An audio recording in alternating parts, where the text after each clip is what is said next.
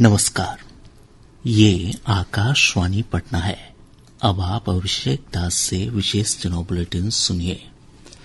निर्वाचन आयोग ने बिहार विधानसभा चुनाव के लिए आदर्श आचार संहिता के सख्त कार्यान्वयन के निर्देश जारी किए हैं। एक रिपोर्ट।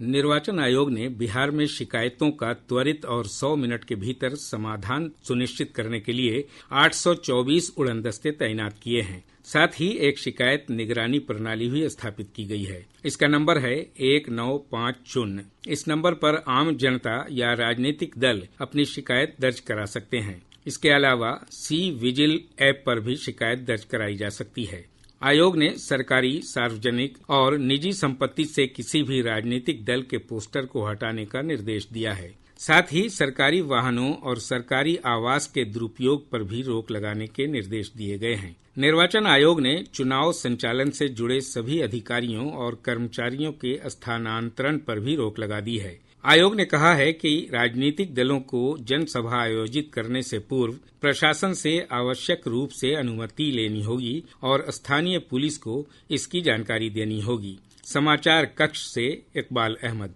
आयकर विभाग ने विधानसभा चुनाव के दौरान काले धन के प्रवाह और उपयोग पर निगरानी रखने तथा उसे रोकने के लिए एक नियंत्रण कक्ष की स्थापना की है। यह नियंत्रण कक्ष चुनाव प्रक्रिया पूरी होने तक 24 घंटे 7 दिन काम करेगा। नियंत्रण कक्ष का हेल्पलाइन नंबर है 18003456 व्हाट्सएप नंबर है 7739076669। लोग इन नंबरों पर काले धन से जुड़ी शिकायत या सूचना साझा कर सकते हैं।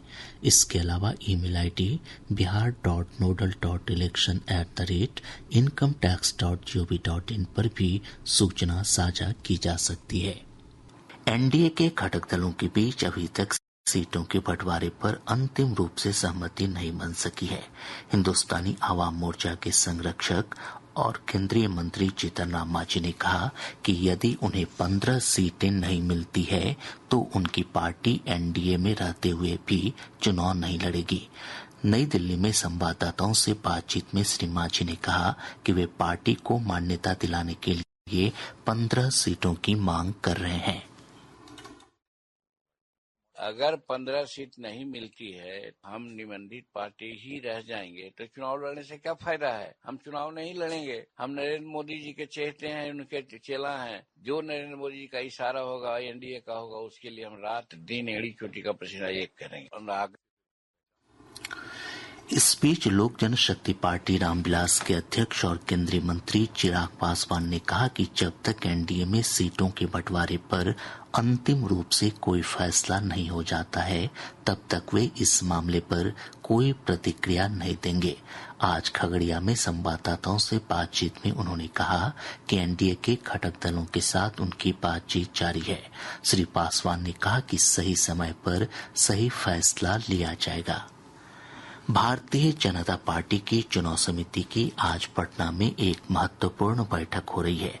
बैठक में पार्टी के प्रदेश अध्यक्ष दिलीप जायसवाल, उप मुख्यमंत्री सम्राट चौधरी और विजय कुमार सिन्हा समेत कई वरिष्ठ नेता शामिल हैं। हमारे संवाददाता ने बताया कि बैठक में भाजपा कोटे की सीटों और प्रत्याशियों के चयन को लेकर विचार विमर्श किया जा रहा है।